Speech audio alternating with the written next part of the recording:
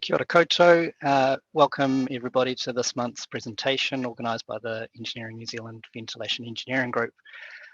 Just a quick note to everybody, we're always on the lookout for our next presentation events, so please get in touch if you would like to present or if you have a burning topic that you'd like to see us focus on. The intent of these sessions is that it's a great opportunity for us to share and develop ideas within our wider ventilation engineering community. Today's presentation is in the backdrop and context of the COVID pandemic. This event has highlighted the part that good ventilation design can play in reducing the risks of viral transmission in spaces, as well as providing an impetus to develop our thinking in how we ventilate spaces. We've seen a lot of development of new products, new applications of existing technologies, and new technologies being developed to meet this demand for improved indoor environments. Today, Tyler from Titoli will be presenting to us on their pathogen reduction technology, which can be integrated into mechanical ventilation systems designs.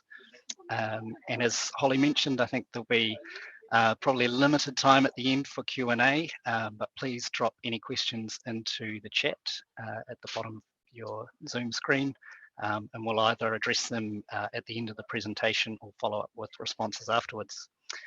So without further ado, I'll pass you over to Tyler. Well, thanks, Holly, for arranging today, and Will for the introduction. Yes, so today I'm here to talk about creating safe and healthy indoor environments using NCC technology. We're here to help consultants understand the issues surrounding indoor air and surface quality and provide solutions using the world-leading technology to deliver scientifically proven and measurable results.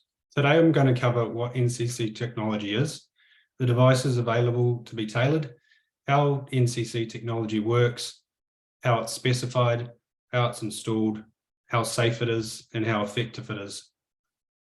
And we're also going to cover why consultants should consider using NCC technology.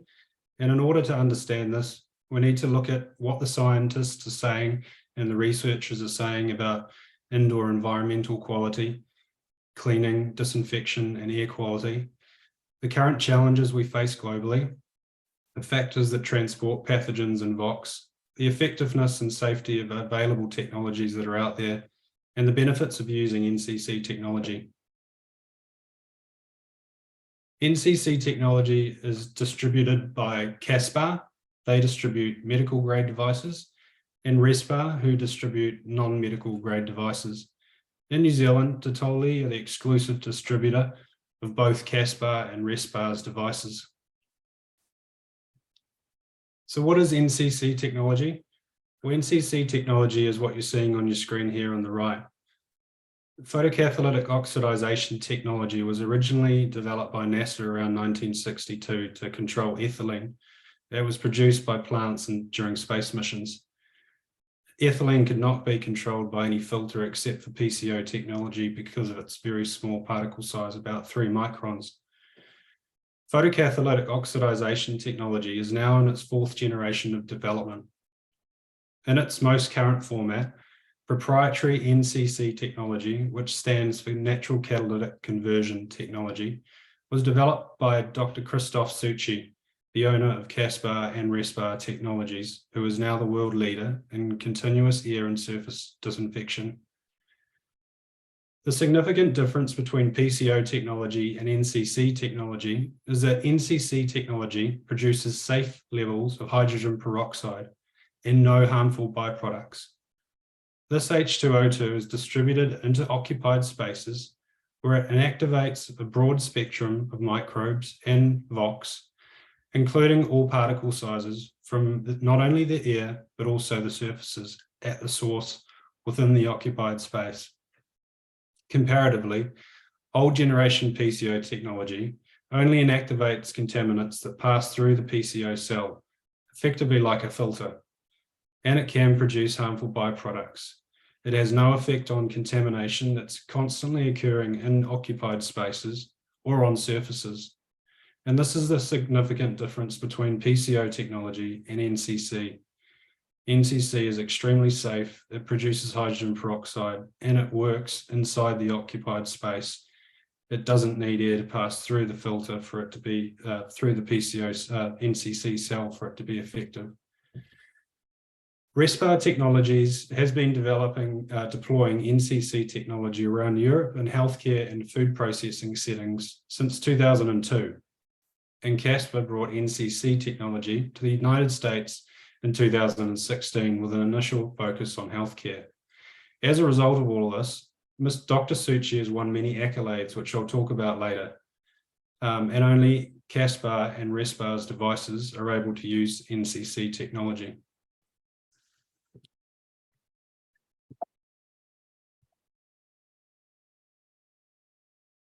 Oops, I was going to show you a video, but unfortunately I can't show that. I'm not able to exit my screen. Oh, here we go.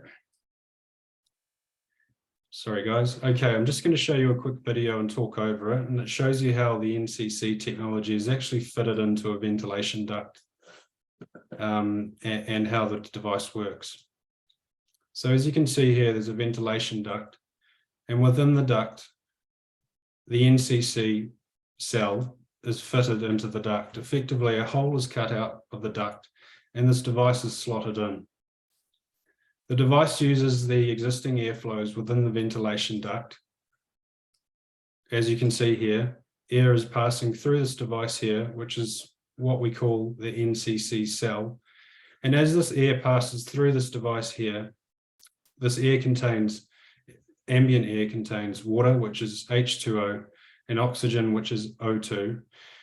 As that air passes through this device, it reacts with a honeycomb matrix and a multi-wavelength lamp. Effectively, when these parts react, they create H2O2. So it's the joining of the water molecule, H2O2, and the O2 together to create H2O2. And what comes outside of the other device is this H2O2 that is constantly distributed into the ducts and throughout the building, wherever the ductwork is positioned and the outlet, supply outlets are positioned. Referring back to the earlier generation of photocatalytic oxidization technology, when air passes through the old generation photocatalytic oxidization technology, the air purification occurs within the cell itself, and what passes out the other side of the device is basically purified air. This type of device requires air to pass through the device, and air can pass around this device, including contaminated air. So what you have passing through the duct is partially cleaned air, and then it is dispersed into the room. As I said before, the photocatalytic oxidization technology has no effect on any contamination that's occurring inside the room, because all that is passing outside of this device is clean air. And it also has no effect on surfaces. And this is a significant difference between earlier generation photocatalytic oxidization technology and NCC technology.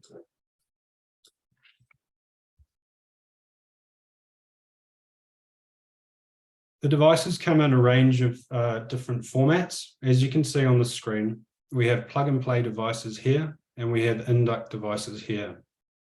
We also have a sealing device, which can be fitted into either your ceiling grids or plasterboard ceilings. The these are the medical grade devices here in white, and these black ones are non-medical grade devices. Our plug and play devices can be suited up to 50 square meters. This device here, Respar 1, will do up to 50 square meters of open plan area. This device here, the Flex, will do up to 150 square meters of open plan area. And the medical grade plug and play will do up to 140 square meters.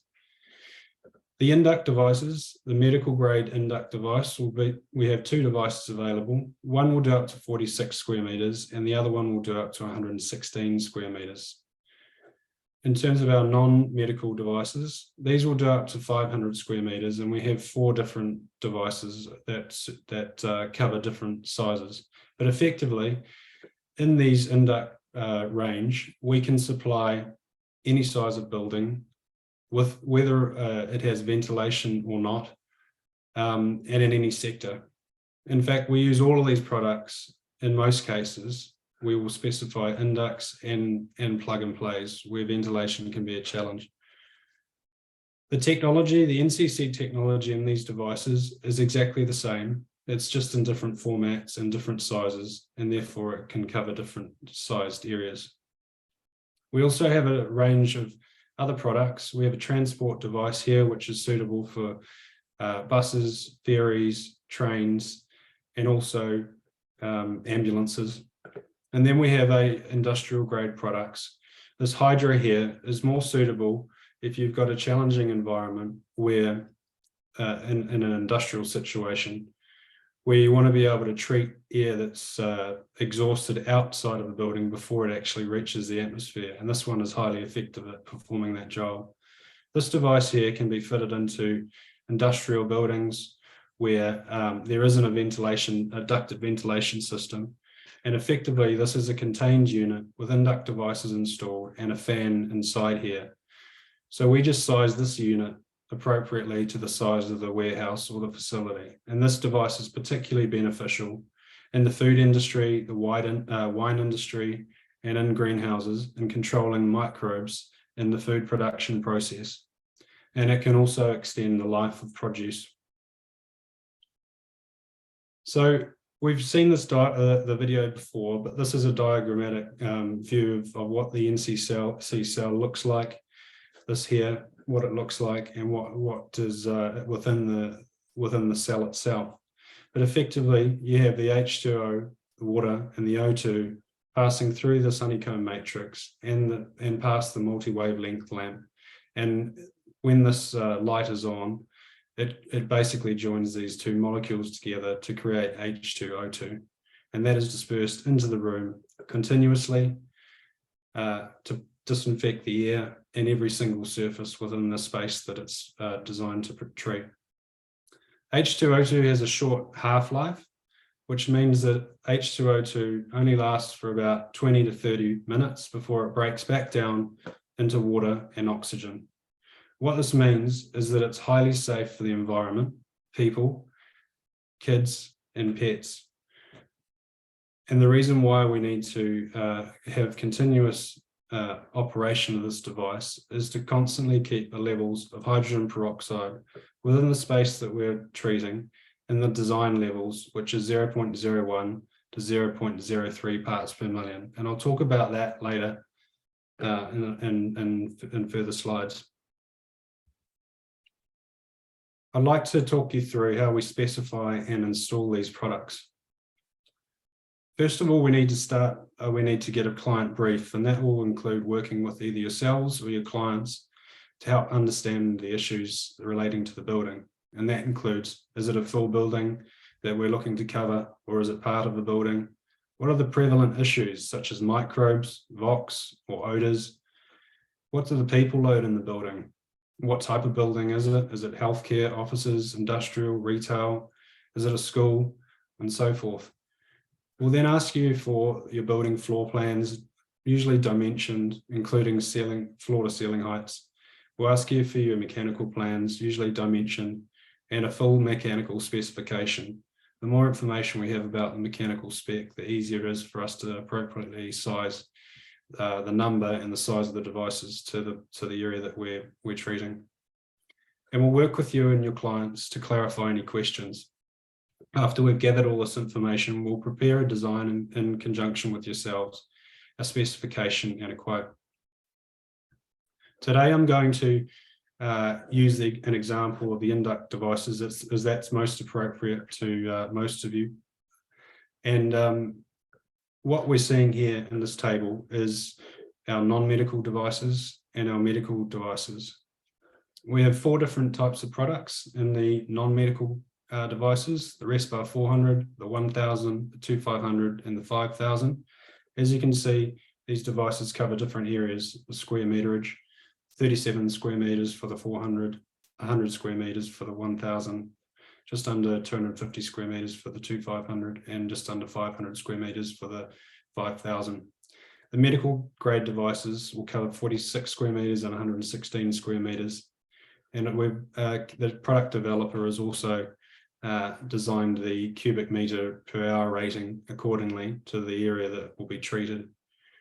So when we request the mechanical the drawings and the specification from you, we're looking to obtain the cubic meter per hour rating of the air handling unit, or the areas that we're going to be, individual areas that we're going to be treating. And we try to match this to this table to try and work within these parameters. We'll verify that the square meter coverage on each device matches this table. And then we'll also look at the maximum velocity through any individual device to ensure that it doesn't exceed 6 meters per second in terms of velocity.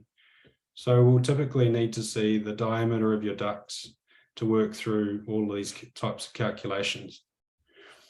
The induct devices are never to be placed any more than 15 meters from an outlet vent in the target space, and I'll show you this on a diagram later.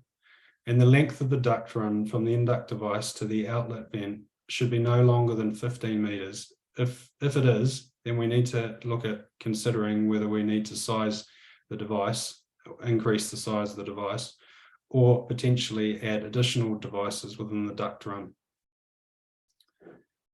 In this diagram here, you can see that we've worked out how many devices we need to cover this area in grey here. And this total area, floor area, is roughly 100 square meters. What we've done here is we've looked at the duct, the supply duct here, and then we've looked at which areas it are covering, and it's basically covering each of these rooms off this corridor. We then look at the cubic meter per hour rating for each of the supply air in each of these rooms, and we add them up, each one of these rooms, to get the total meters per hour in terms of air that's supplied into these rooms. So now we've got this information, we can refer back to our other table, and what we see here is that these numbers effectively match up to the RESPAR 1000 device. So in this case, we know that we have to specify RESPAR 1000, which will service up to 100 square meters, and this pretty much fits this exactly. The only other thing that we need to check is the duct velocity that we talked about before, that the velocity of the air is no more than 6 meters per second past this device. And the other rule is the 15-meter rule. And in this case, we know that the length of this duct, this corridor here, is less than 30 meters in total, which means that we can place one device in the center of this corridor and it'll reach this room within the parameters. Each individual area that we're looking to treat, we need to treat separately. And so if we're dealing with a larger building, we would have to undertake this exercise in each area if there's a separate air handling unit supplying each of those areas. In terms of the installation procedure, it's relatively straightforward, and the installers can work through this very easily.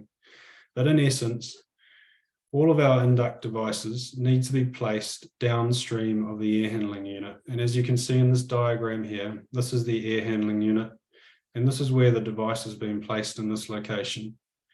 This device is always upstream of the supply air outlet in the room. So once we've identified the suitable place for the device, we then effectively cut a hole out of the duct, fit the gasket to the duct, and effectively bolt the device into the duct.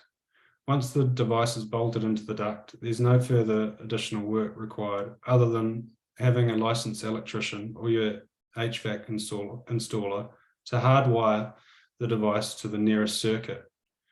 Most of these devices will only draw about 80 watts of energy, which means that it's the draw is very low, about the amount of 2 light bulbs. So in most cases, you won't need to run another circuit to support these devices. It can be run off the nearest circuit, but that'll need to be checked by the electrician. The other thing that we typically, we recommend, is that continuous airflow is provided through these devices, which means that the fans are effectively running 24/7. And the reason why we recommend this is because we want to ensure that the production of the hydrogen peroxide is continuously occurring throughout the building to achieve the designed levels of 0.01 to 0.03 parts per million. When these devices are turned on, they typically take anywhere between 2 and 6 hours to get up to a high enough level of H2O2 production. But over 24 hours, they're stabilized at that concentration of 0.01 to 0.03 parts per million. In terms of the maintenance, the product developer advises that no maintenance beyond replacement of the cell is required. And in this table, what you can see here is that they recommend the cell is replaced on the medical grade devices, which is this part here, excluding the ballast, which is the electrical part of the device. So this part here needs to be replaced once every year. And in the non-medical devices, this is the ballast here, which doesn't need replacing, but this blue bit here needs to be replaced on average once every 2 years. The lamp ratings of the medical device is about 15,000 hours, which is 1.7 years, and 25,000 hours, which is 2.8 years. As you can see, there's redundancy in these, they've worked out the redundancy in these bulbs, and they've recommended replacement well before the expected lamp failure timeframe. We do, however, recommend that there's quarterly checks put in place to check that the NCC cell is operating correctly, and that's effectively, is it operating, yes or no? But it's also recommended that the mechanical engineer, the HVAC installer and maintenance company should just check the device to ensure that the air handling unit filters are working appropriately. So most of you will be interested in understanding the safety and efficacy of the product, as you've probably all reviewed a lot of infection prevention control technologies, including photocatalytic oxidization technology. So let's get into the safety and efficacy. In order to understand H2O2 and how it works, H2O2 is a broad spectrum disinfectant, and this is why it's used in hospitals, because it's very effective at inactivating all microbes. It also doesn't create microbial resistance, which is one of the most significant benefits. At the levels produced by the device at 0.01 to 0.03 parts per million, it's incredibly safe for adults, kids, plants, and animals. H2O2 has a very high efficacy, and it's been studied by medical researchers internationally. It's fast and effective. It's eco-friendly as it degrades within 20 to 30 minutes. It's odorless and it leaves no residue. There's zero aldehydes, parasites, or ozone, and as I said before, it's broad spectrum. H2O2 is actually produced in nature, and it's in the air that we breathe on a daily basis. The product developer has recognized this, and that's essentially what he's trying to replicate. He's taking the same naturally occurring oxidization process that occurs in nature and what we breathe on a daily basis, and he's bringing this indoors to purify the air and our surfaces in exactly the same way. Just to delve a bit deeper in terms of the hydrogen peroxide, as I said before, it produces 0.01 to 0.03 parts per million. The OSHA, NOISH, and the New Zealand workplace exposure safety limits is 1 part per million. At the levels that this device is producing, it's up to 100 times less than the safe exposure safety limit. So it's incredibly safe. As we talked about before, in the atmosphere, hydrogen peroxide exists. And as you can see here, it can exist up to 0.14 part per million. Hydrogen peroxide also exists in our blood, saliva, and urine, and also in our exhaled air at 0.01 to 0.03 parts per million, which is exactly the same concentrations as what's been produced by these devices. In terms of food production, The Australia-New Zealand Food Standards Code allows hydrogen peroxide in the finished food product up to 5 parts per million. And as you can see here, in products that are available for purchase and use on a daily basis by consumers, hydrogen peroxide can be in concentrations as much as 50,000 parts per million for toothpaste and tooth whitening products. Contact lens sterilizer can be up to 30,000 parts per million, and over-the-counter H2O2 can be up to 40,000 parts per million. Now, all these products have been extensively reviewed and approved for use, safe use by customers. There is an extensive amount of research out there about the safe use of hydrogen peroxide at concentrations much higher than what's being used by NCC technology. Looking at this in just a bit more detail, in terms of the old photocatalytic oxidization technology, a lot of you will know that ASHRAE recommends only using photocatalytic oxidization technology where the safety and efficacy data is clear. And in this case, we have data to verify that the hydrogen peroxide production of these devices is well under the permissible limit of 1 part per million, 100 times lower. In terms of formaldehyde production, there is none. And we have the independently tested lab reports to verify this. In fact, the devices will remove formaldehyde if it's in the air by more than 99.99%. In terms of ozone, there is no production of ozone, and we have the lab reports to show you. The permissible limit is 0.1 part per million, and Caspar and Respar's NCC technology produces no ozone. These are some of the devices, these are some of the reports here which we can provide if of interest. And they have been independently tested by internationally renowned labs such as SGS Galton.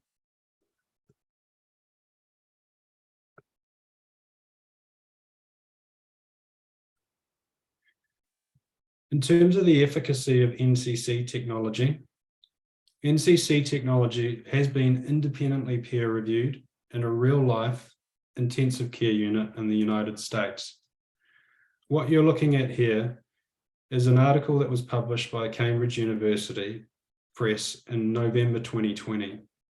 And this is very significant because it validates the efficacy of NCC technology in a very challenging ICU environment.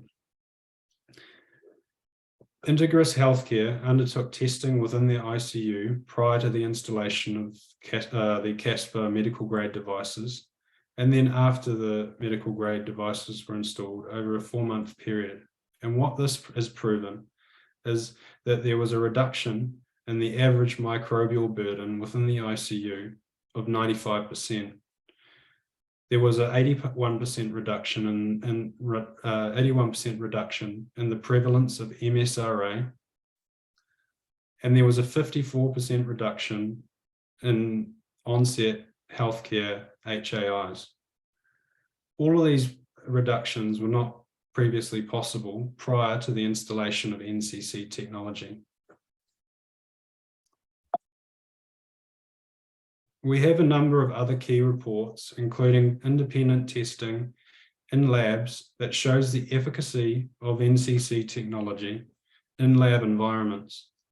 But as I've just shown you, this peer-reviewed evaluation of NCC technology in an intensive care unit is the best you will get because it shows you exactly how the product performs in a real-life environment where microbial contamination and VOC contamination is constantly occurring. Lab results are helpful, but obviously contamination occurs 24/7, and the peer-reviewed information in live ICU provides you a much better understanding of how the product performs in a real-life setting. NCC technology has received many achievements, many awards. And here you can see there's 7 awards that it's won in the last, or since 2018. They've won awards in the food industry. They've won awards in 2019 for their work in hospitals. And in 2019, which is very significant. They won an award for an innovation of the excellence from NASA.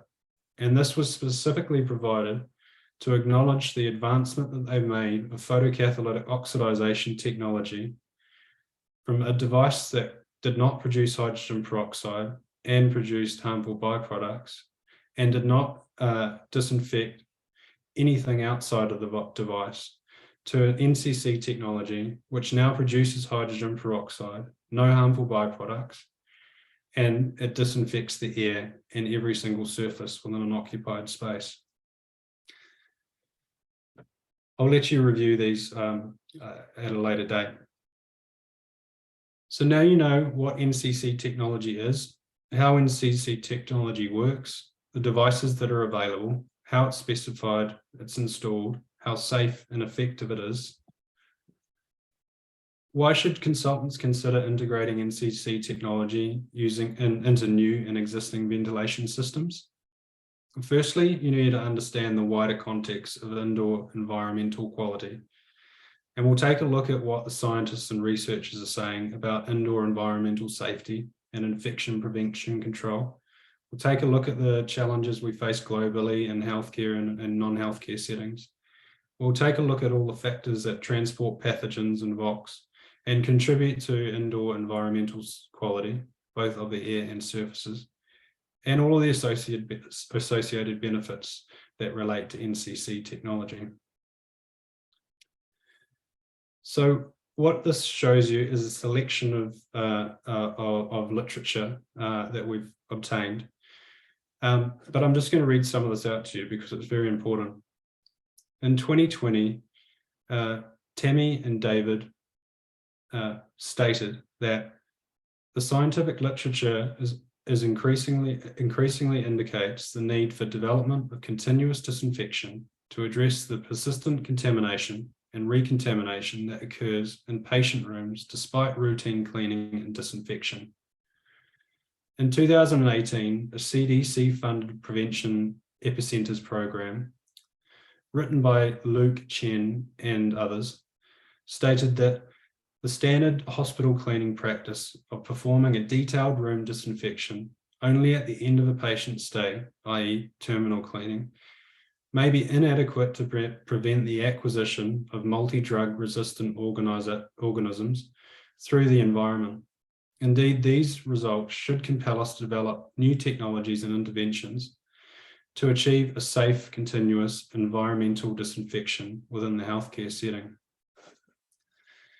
And in the American Journal of Infection Control, they stated that we found that the floors of patient rooms were frequently contaminated with healthcare-associated healthcare-associated pathogens, and demonstrated the potential for indirect transfer of pathogens to hands from fomites being placed on the floor.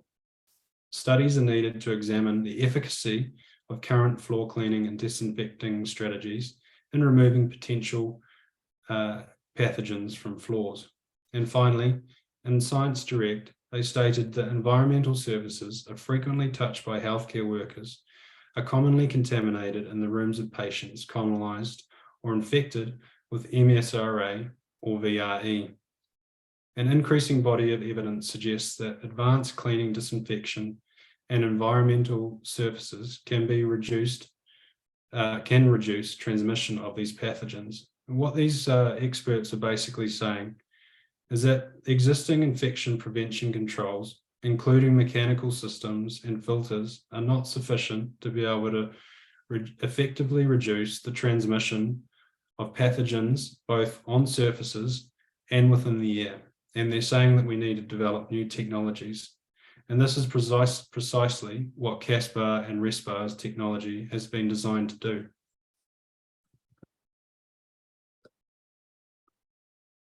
I also want to delve into the current challenges that we're faced in our indoor environments to help understand the whole picture in terms of why NCC technology should be employed by consultants in their mechanical designs. I've chosen a healthcare example here, but this is applicable to any sector. We have microbes in our indoor environments, and we have an increasing prevalence of resistant microbes. We obviously have global pandemics such as COVID, and we have an increasing use of chemical products in our indoor spaces to try and combat all these new microbes that are coming out. In healthcare settings, we have increasing rates of hospital-acquired infections. The World Health Organization has stated that antibiotic resistance is one of the biggest threats to global health. The number of infections is increasing and becoming harder to treat as antibiotics used to treat them is becoming less effective. And what this means is that antibiotic resistance leads to longer stay in hospitals, increased mortality, and increased medical costs. So we need to be doing something to try and stop the antibiotic resistant microbes and the use of antibiotics. And CASPR is one of those solutions that can help reduce the rates of transmission and thereby reducing the rates of the use of antibiotics. The prevalence of healthcare infections in intensive care units is growing internationally. The CDC estimates that HAIs account for 1.7 million infections annually and 99,000 deaths per year. In New Zealand, HAIs cost the health system more than 137 million. This number was taken in 2010, and it's likely to be much more than this now. For those that are admitted to hospital, 7.7% of those people will acquire a HAI, which translates to 115,000 people per annum. And of those 115,000 people, they spend an extra 5 days in hospital. This type of technology can significantly reduce the rates of HAI, and it's been proven in that independently tested, independently peer-reviewed article that I showed you, where the rates of HAIs were reduced by 54%, and that's significant. As I mentioned before, VOCs are becoming more prevalent in our indoor spaces as healthcare professionals and non-healthcare professionals and businesses try to contain microbes. The types of exposure is increasing with the increased use of chemicals. You can see here that nursing assistants and licensed nurses are being exposed to VOCs well in excess of the recommended levels. And formaldehyde use is still prevalent in our hospitals. In this study, they said that the low daily exposure levels of formaldehyde, even complying with legislation, can still result in immeasurable biological outcomes. And this stresses the relevance of preventative measures to reduce the exposure of workers who must use formaldehyde in healthcare settings. And this study also identifies the increasing rates of asthma and respiratory symptoms as a result of all of these VOCs that are prevalent in the buildings. Global pandemics will remain a future threat. And as you can see by this diagram here, the rates of these infections, these types of viruses, is increasing throughout time. The CDG advises that the probability of another outbreak the size of the current pandemic occurring within the next 10 years is about 30%. And the World Health Organization officially acknowledges that many respiratory viruses are caused by airborne transmission. And what this is basically saying is that we need to be better prepared and come up with better ways that we can manage the transmission of airborne viruses such as COVID and others. The World Health Organization director in July stated that the testing of COVID is reduced substantially recently. With each wave of the virus, it leaves more people exposed to long COVID. And they state that the challenges require action at a global, national, and local level. This remains a generational opportunity to improve how countries prepare and respond to new pathogens. This study that was produced by the University of Glasgow identified that 6% of people are not recovering from COVID at all. 10% have not fully recovered many months after, and 42% have only partially recovered after 6 to 18 months.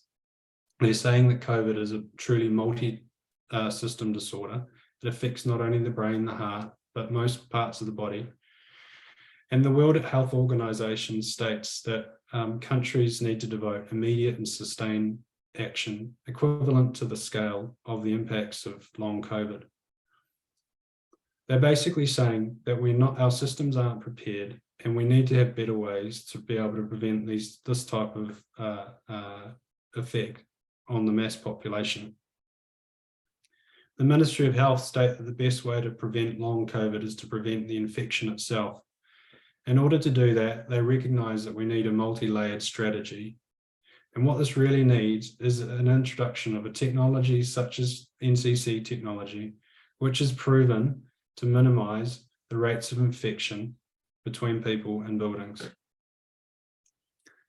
In order to really understand how all of these things, pathogens and VOCs, are transported indoors, we need to delve a little bit deeper into some of these things so you can really understand the impacts of NCC technology. Cleaning and efficacy, the efficacy of cleaning regimes and the types of cleaning products used do affect how these pathogens are transported indoors. Obviously, we have people that are constantly occupying spaces where they're in direct close contact with people, they're breathing out contaminated aerosols, and aerosols are contaminating surfaces. The fomites that we bring into spaces are also bringing in contamination and potentially contaminating the air and surfaces, and people are touching surfaces. And within our buildings, we have suboptimal infection prevention controls, such as mechanical systems, filters, and other technologies that are not fit for purpose. And I'll go into a bit more detail about this later.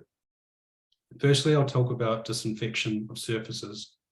What this table here is showing you is that hydrogen peroxide is a broad spectrum disinfectant. It covers all of these microbes here, and it is highly safe when used in the concentration used by NCC technology. All of these other products, these surface disinfection products, are either not safe or they're not broad spectrum. In the case of alcohols is nowhere near broad spectrum, and it is creating microbial resistance. So we need to be using products and disinfectants that are effective across the full range of all microbes and that do not create microbial resistance. And this is precisely why NCC technology has developed its device to produce hydrogen peroxide. All of these other products that are used, as I said before, are all creating VOCs. And the great thing about NCC technology is that it'll inactivate all of those VOCs that are within the air. This study looked at the efficacy of manual cleaning regimes. And what it states is that 40 to 50% of surfaces that should be cleaned are wiped by healthcare professionals. And this is relevant to non-healthcare settings as well. These recent studies have concluded that that surfaces can also be recontaminated in as little as a few hours after manual surface disinfection. And the same studies conclude that frequent manual disinfection of surfaces is unlikely to control recontamination effectively, and recommended alternative continuous strategies and technologies such as NCC technology. The reason why they've said this is because manual cleaning, there's a number of factors which can influence the efficacy of manual cleaning, and that includes the performance of the person cleaning, the types and dilutions of the cleaning products, the contact time, the use of adequate support, the temperature of the water and its hardness, the time to perform the disinfection task, and the ability to clean every single surface constantly to stop colony forming units from multiplying, which is just not possible.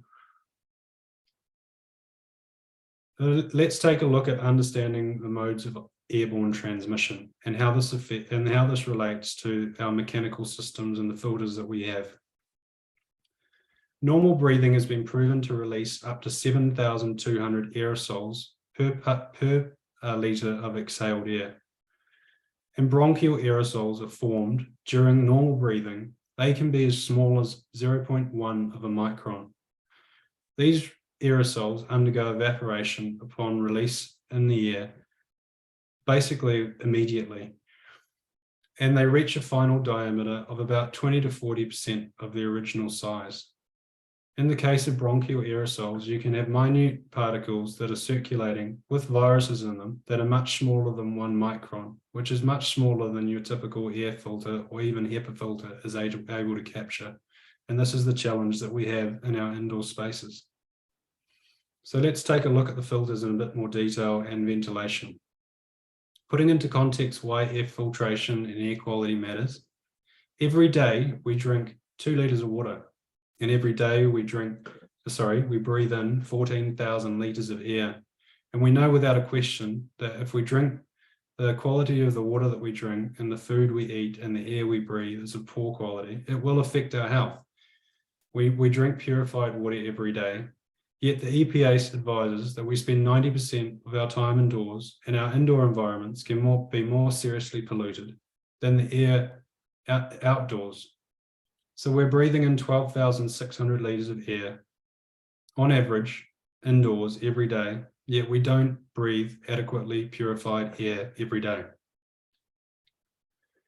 So to understand that a bit more, let's have a look at how effective these filters are. And most of you will know that most of the filters in our buildings fit within this rating here, which means that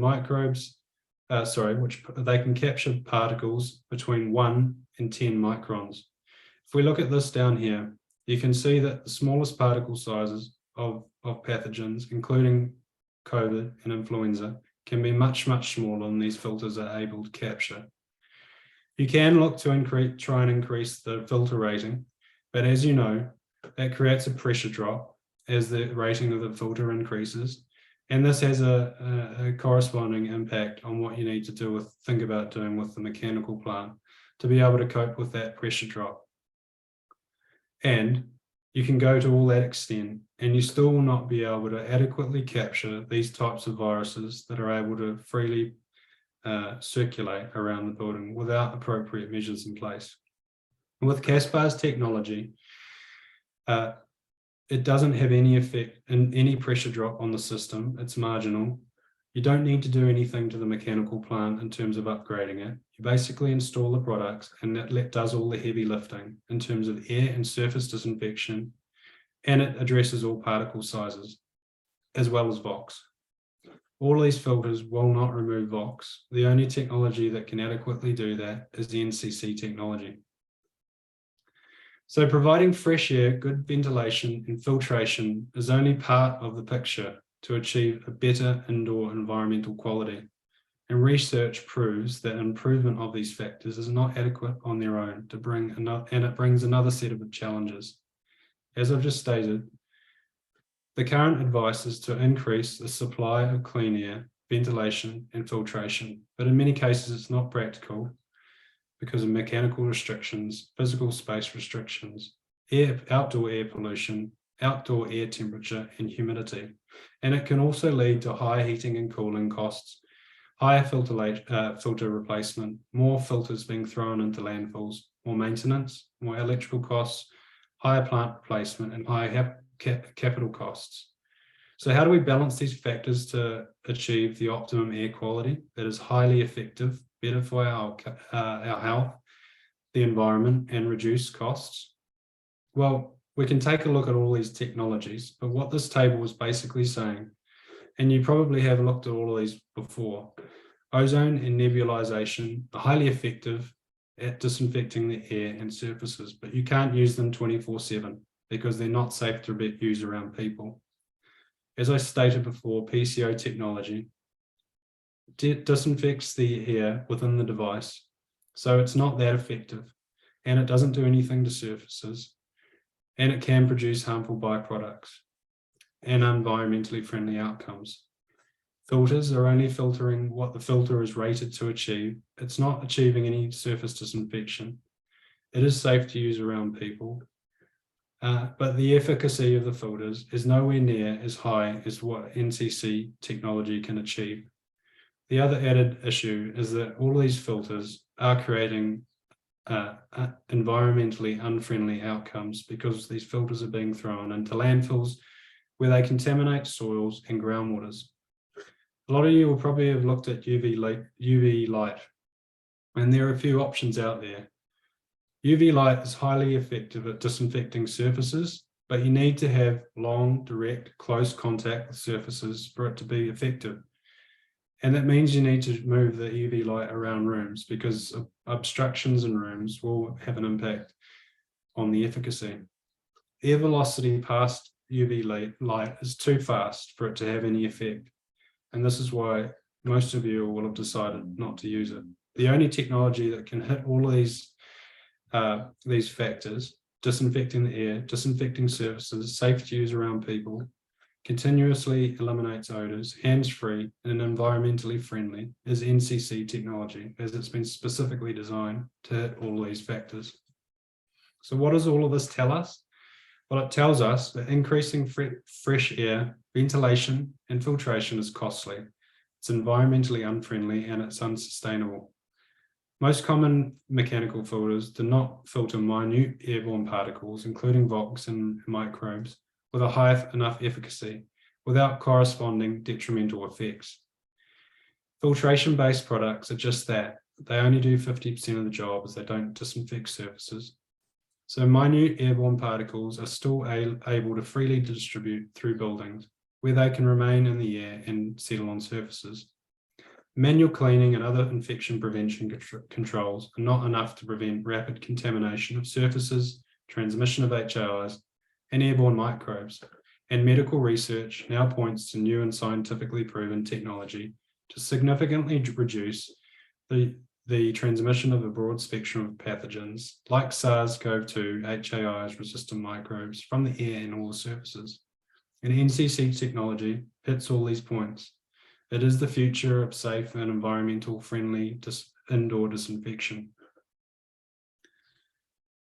This quote from John Lacharel basically sums up NCC technology very well. It's only in the last 10 years that experts have begun to focus on environmental factors as the source of infections, i.e. floors, surfaces, and air, which have all been by and large ignored.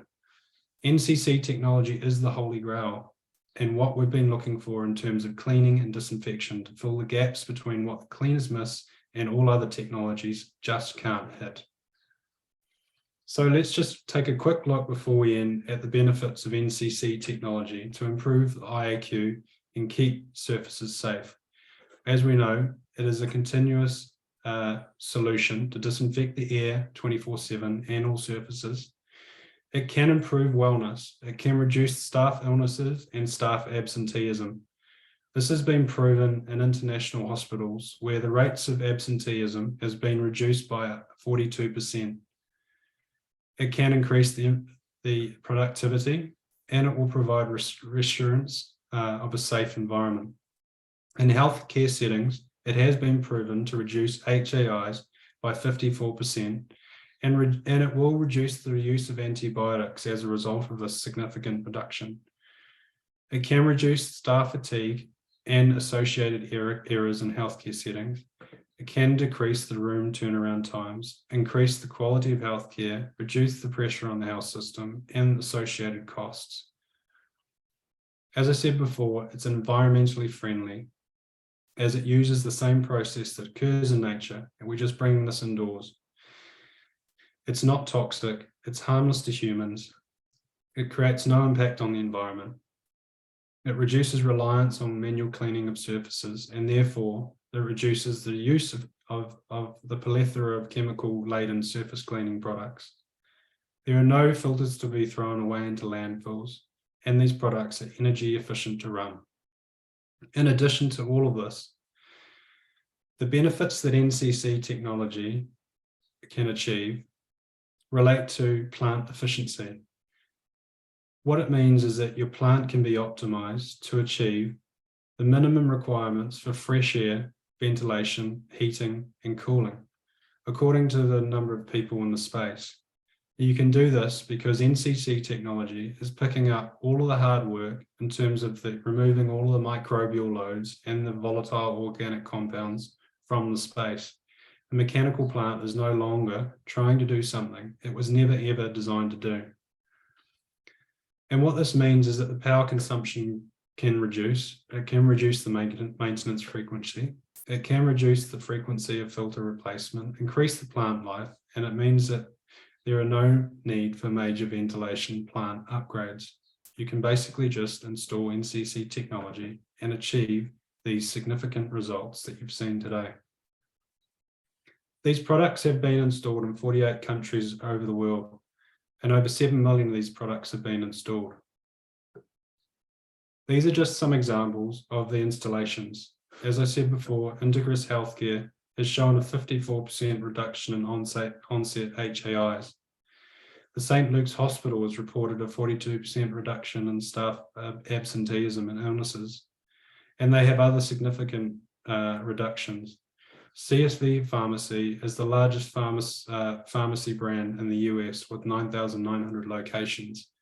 And they reviewed all of the infection prevention control technologies available, and they've decided to deploy NCC technology into a small portion of their Minute Clinic locations. And it's likely that they'll deploy the products in the rest of them. We have many more of these examples which we can share with you. This slide is basically showing you that we have installations all over the world. The NCC technology is installed in healthcare, it's installed in offices, it's installed in airports, it's installed in public transport systems, it's installed in industrial facilities, food processing, and it's installed in a plethora of schools and nurseries all across the world. NCC technology is no longer an emerging technology. It has been successfully installed all over the world, over 20 years. It has been independently peer-reviewed in real-life settings to verify its efficacy. It is extremely safe to use 24/7 around adults, kids, pets, and it is shown in the independent testing. It is the future of air and surface disinfection. Please join us. Together, we can create safe and healthy indoor environments. Let's help our hospitals, businesses, government agencies, and schools, and the economy benefit from a world-leading technology like NCC technology. I'm really looking forward to engaging with you all very soon to learn more about this technology. Thank you.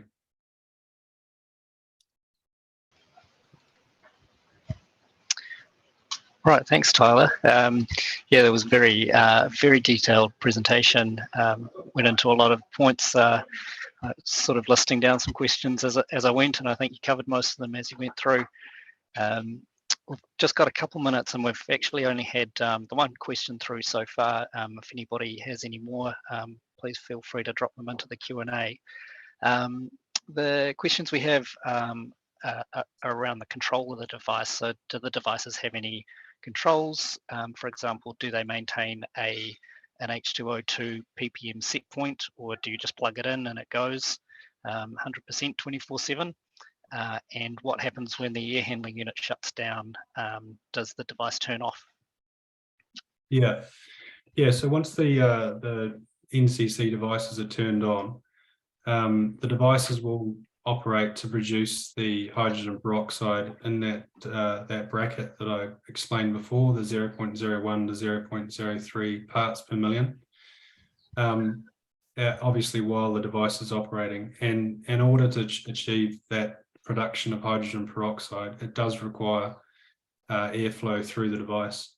If there's no airflow through the device, then the device isn't operating, and it won't be producing that hydrogen peroxide at that level.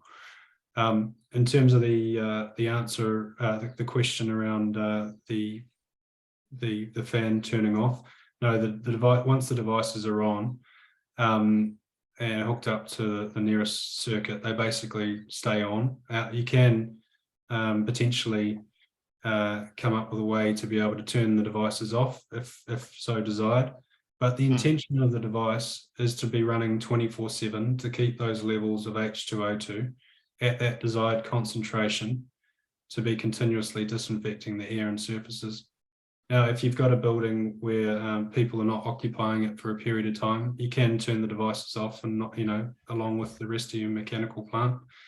But it will take some time for those concentrations of H2O2 to get to the recommended levels to be achieving the results that it achieves. So you'd say it would be better suited potentially to facilities that operate 24/7, or certainly the mechanical systems operate 24/7. Yes, so in buildings you can have the mechanical plant. You can have the basically the fans running 24/7. Doesn't mean you have to have the heating and cooling running 24/7. So yeah, there are ways to get around it, and in some situations where people don't want to have their big air handling units operating 24/7, we have looked at installing smaller fans that that can just basically operate off to the side if they want to shut the main plant down. Okay. Right. Well, I think that's about us for time. And that's the questions answered. So yeah, thanks very much for your time, Tyler, and thanks to all the attendees for dialing in. I hope it was a worthwhile session for everybody. Thank you. Thanks for joining me, everyone.